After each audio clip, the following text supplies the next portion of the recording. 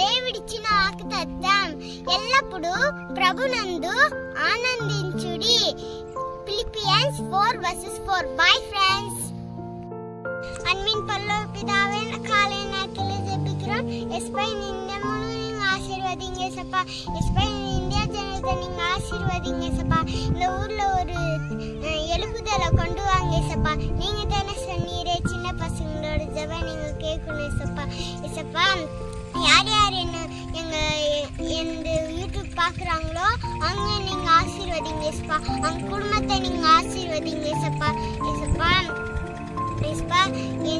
என் ஜெபத்தை நீங்க கேட்கணும் ஏசப்பா பரலோகத்துல. ஆமென். Bye friends.